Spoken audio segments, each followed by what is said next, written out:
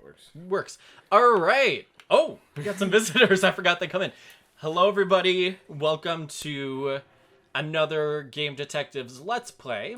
This one's been a long time coming because if I'm not mistaken, I think when we played Diddy Kong Racing or Banjo-Tooie, we kind of joked about playing this, and that'd be like three years ago. That was 3 years ago. You didn't want to do it because I think you had recently played the game for the first time. Because we talked about this in the Collectathon video, Yeah. which is our most popular video. Actually, I think the one you paid to shill might have more views. No, it does not. Oh, okay. I'm a shill, but not. I'm a shillery. That's what I am. It's got our most views. It's got like 400 views.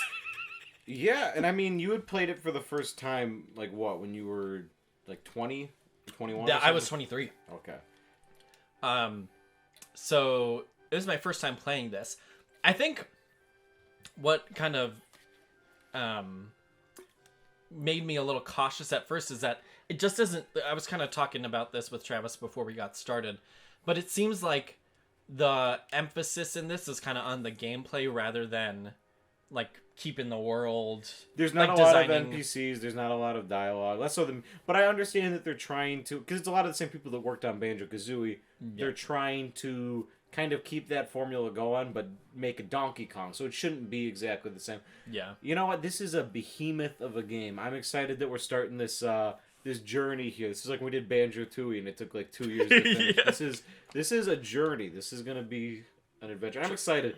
This is actually the first 3D game I ever played. I played some Sonic games and some of that before on Genesis, but this was like the first one where I could really go around and explore. So I have a huge amount of nostalgia for this game. I always really liked it. I think I played it again when I was like 15, and I liked it then. But since then, I mean, that means it's been 10 years. I think I remember a lot of this, but I don't think I'm going to struggle. When I was a kid, this was the game I played the most, a million times. I loved it. It's cute, it's charming, it's colorful, and you know, at the end of the day, this is just like, I like games where you're put into a colorful world with good music, and you kind of get to explore at your own pace and find things. Like, there's no... I always identified more with that than like the objective, or make it to the end. It's just kind of like finding things, meeting people, doing stuff. That's my zone when it comes to gameplay. Finding things, meeting new people. We'll have to see how well it holds up, though, because like I said, I know it's got a lot of negative... What's going on? Oh, you can't skip this, otherwise. Yeah, I know. Something's happening. Uh-oh. It's got a lot of negative feedback online for having too many collectibles, and it's not as polished as Banjo-Kazooie and Banjo-Tooie. I know that going in, but I think this game had its own unique flavor. When I played it as a kid, I never found the abundance of collectibles to be overwhelming. In a way, it's like there's always something to do. There's always something to find. There are some crazy difficulty spikes in this game for no reason. Especially for some of the barrels. You're going to have to beat I bet... Well, actually, when I was at the up-down bar, I could beat Donkey Kong on arcade. Because once you get past the 4th level, it just kind of rotates. Yeah. I was able to beat it there, so maybe I'm just not... When I was a kid, that's where I got stuck. I could never beat the Jetpack Amiga game or whatever it is in the Donkey Kong one. Something about this game that it might lack in polish, but it has ambition, which in its own way is commendable as well. I know, that's probably its greatest fault, but that's the best... I mean, that's one of the better faults to have. I'd rather have something be over-ambitious than be lazy. Yeah. And, like, as much as I like because, like, if you think about Super Mario, for example, like Super Mario 64, it's extremely polished, but it gets repetitive in places, and it, you know, they're always throwing something new here. Yeah. Whereas this is a little more, you know, the kitchen sink and everything with it gets thrown into it. So then there's always something new happening. There's always something different to look to. But then you also don't necessarily have the level of, like, finesse that would make it even better. And this isn't a comparison to Mario, but you can on no level say that they phoned this in. The worlds are bigger than any other, N64 3D platformer I could think of. Yeah. Having 5 playable characters. Well, I know a lot of people criticize that idea, and yeah, it wasn't executed perfectly, I don't think. I just think that's such a cool idea. Because again, as a kid, and again, at the end of the day, it's a kid's game. But just having 5 characters was so cool, especially when the old games you always had 2. I'm surprised you didn't play this game growing up because you played Donkey Kong Country so much. Well, see, I had Donkey Kong Country, this first one for the Game Boy, and I had the third one for the Super Nintendo. But you were, as growing up, you like played Donkey Kong yeah. games, and you played like Banjo-Kazooie. But what's funny is I didn't get the expansion pack for the N64. The game came with it though. See, but I never. Oh, because when I was a little kid, my sister was kind of in charge of the N64 for a while. Like she got all the games and everything because we were literally just born when this came out. Yeah, it's probably 95 or 96. Yeah, so she was kind of in charge of it. So we really didn't get any games with the expansion pack, but I eventually got Majora's Mask and an expansion pack for Christmas one year. So I like Donkey Kong 64 was always one of the things I wanted to get. But when you went that was back when you couldn't like buy things on eBay or Amazon as easily as you could. Like that in like 2005. Yeah, I remember I remember that not really being a thing till the GameCube came out because I remember getting like Wind Waker and some games like that off eBay. Yeah, so it was like $80 when you went to a store. This was. I love just like the font sets and I think the design. By the way, he just told you got to get some coins and do some training. I guess we could read through it just for some stuff, but I think it's pretty obvious here. I love the monkey noises and that's. I mean They did a good job of giving it its own identity, but also being like, okay, so Donkey Kong is a very established series. So they have Donkey, they have Diddy, they introduced some new characters, some new elements. I mean, you know you're going to be doing bananas and trees and beating bosses and stuff like that. But a lot of this is stuff that's new to the franchise, and a lot of it didn't stay. Yeah, like, I can't really think of many DK games where you swim. No, and just like Chunky Kong, Lanky Kong... I'll never like understand swim in like this. a 3D environment, you know what I mean? I'll never understand this, why... Because, I mean, like, kind of design-wise and sort of what they do, Tiny Kong is conceptually very similar to Dixie Kong. Yeah. I wonder why they didn't have Dixie Kong in this game. Maybe she looked too much like Diddy? I don't know. Maybe they wanted more merch? I don't know. I think merch was for N64 games. Seems like it'd be pretty light. I think I remember having trouble with that because I got this on like Christmas or my birthday or something, and this is like the first part. And as a kid, it's easy now. Also, this is my first time like exploring 3. This is actually a good idea that they have this because this came with N64s, I think, in some sort of package. So having this sort of tutorial, just sort of like exploring how to navigate 3D space. It's always good to have a little bit of. Well, that's what I think.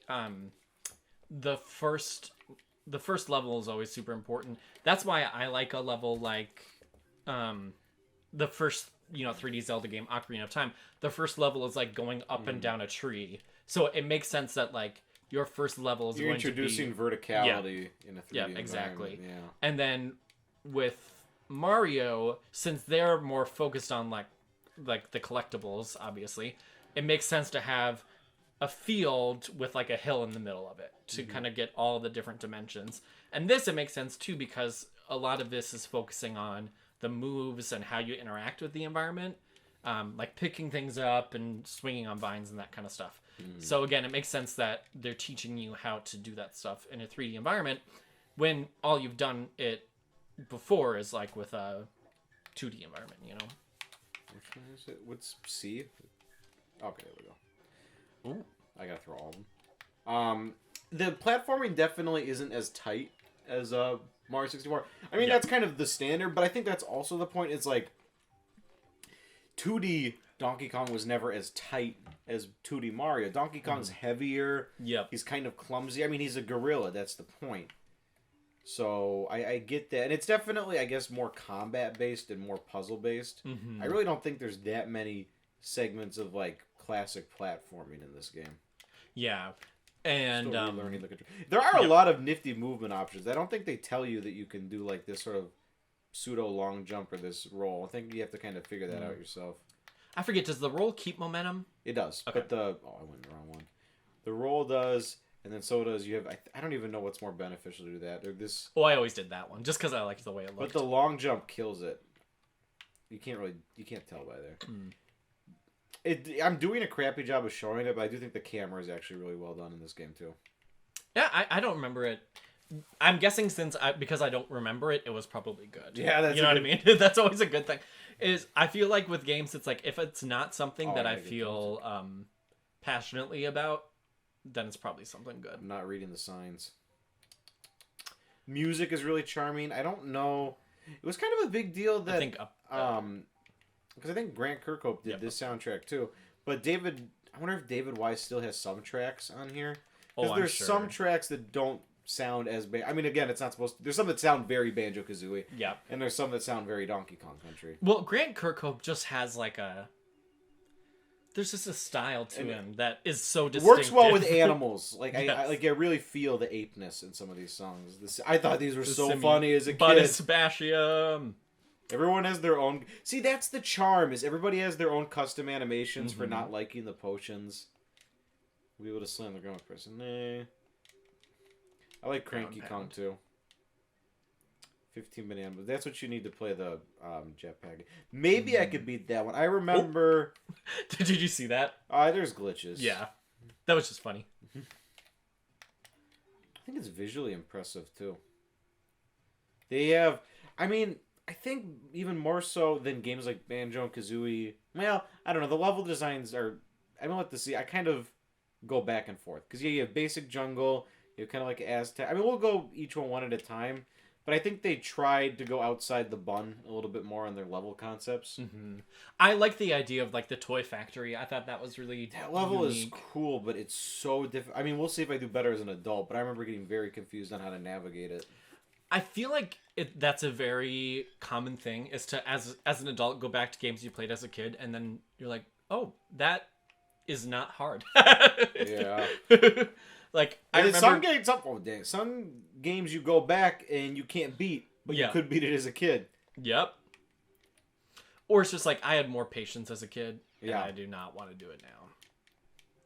I think these are a good idea for transporting you around levels better, but they're very visually uninteresting. I feel like they could have found maybe a more ingrained way to visually represent like a It's cool that you go in the little banana. It's cute. I like it. It's just like seeing these bottle caps like doesn't look right in some of the stages, I think. Yeah, I wonder if maybe it was like a capsule or something that was more like stood in front of you. I don't know. I know there's a lot of betas. This is Kay Lumsey. Remember we were playing the mod. You had no idea what I was talking about. I thought he was so funny too. It's like, what do kids like? Kids like monkeys and dinosaurs and stuff like that. And farts and poops and all that stuff. Burps. I mean, I like that now. Yeah, I mean, I guess that's not... The more things change, the more things stay the same. This is a little dance. And this is how you open up new worlds. It's like he dances so hard that that shatters the landscape shapes. DK Island is a pretty, like, realized hub world, too. I like it in the sense that, like, it feels like it's existed. Yeah, like it wasn't created for this game. Oh, this is where they all live, and they got all this going on. That's something that also works really well with Grunty's Castle. Yeah, Grunty's or Grunty's Lair works a lot better than the place in Banjo-Tooie. It just feels like because they're so spaced out, and they're all different. It doesn't feel cohesive at all. But I mean, that game has the thing where the levels all connect like inside. Yeah, and they don't all do, but that was kind of their push, and I liked that. Yeah. And because it was a different take, because you didn't see that at that point with platformers, I don't think, really. I had my, I don't have it now, but for a while my text tone was this. Oh, no, not this one. So I was saying whenever it appears, they do the, oh, banana. These kind of freaked me out. You got, like, these,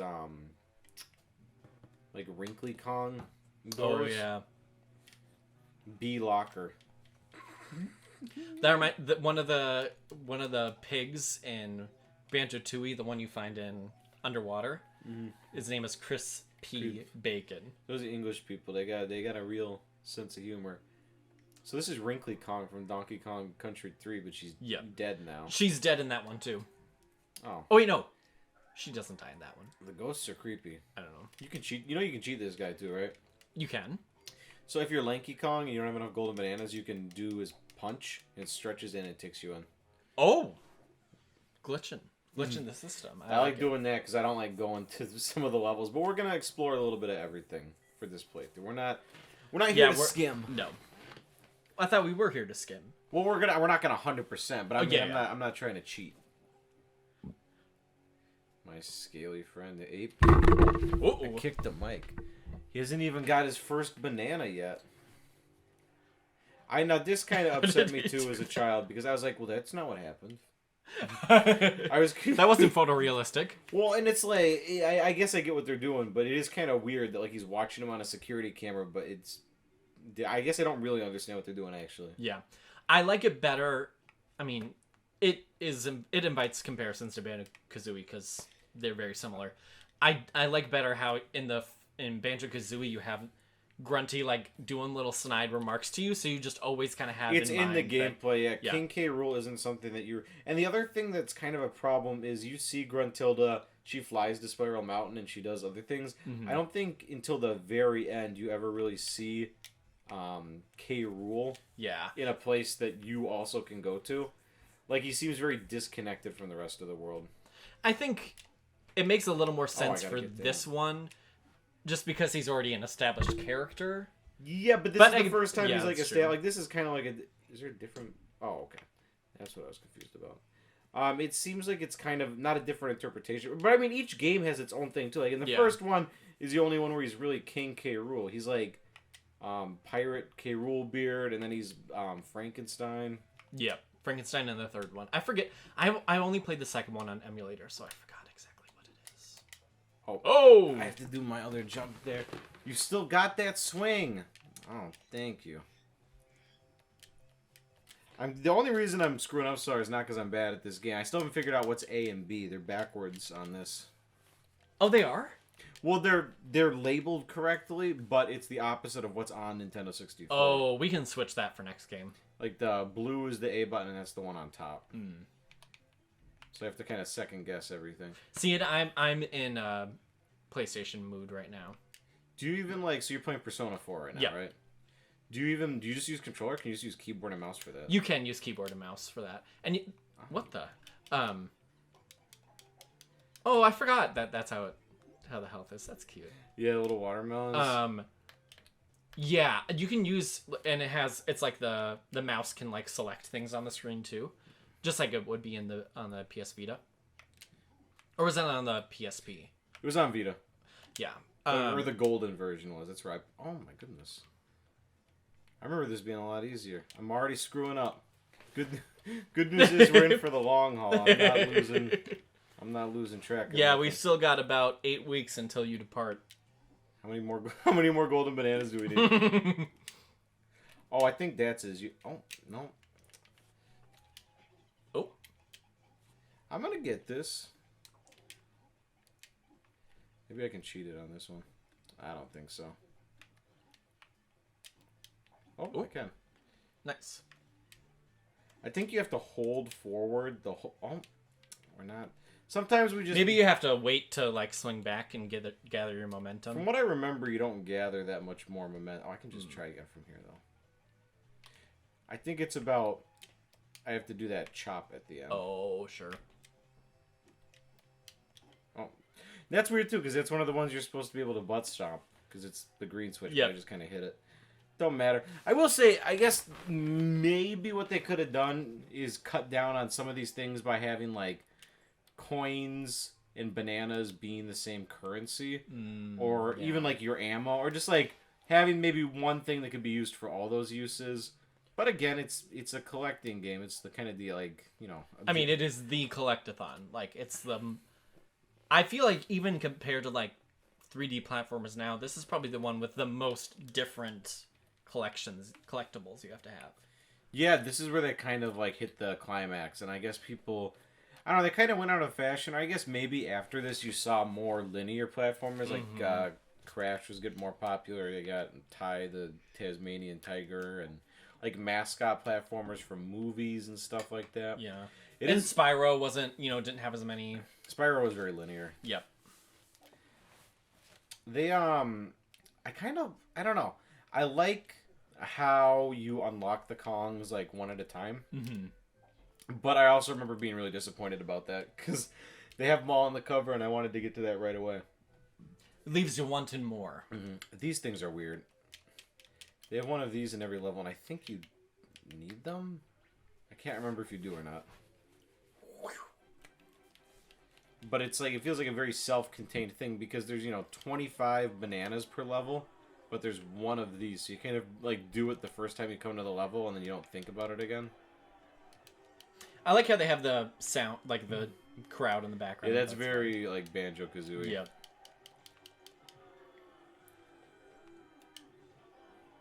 Is it you're supposed to survive for 10 minutes? Yeah, you just have to make it that long. They'll keep coming. And then, like, as you do it in different levels, it's hard. Like, ones that you can't just kick once. You have to use your gun and stuff, I think.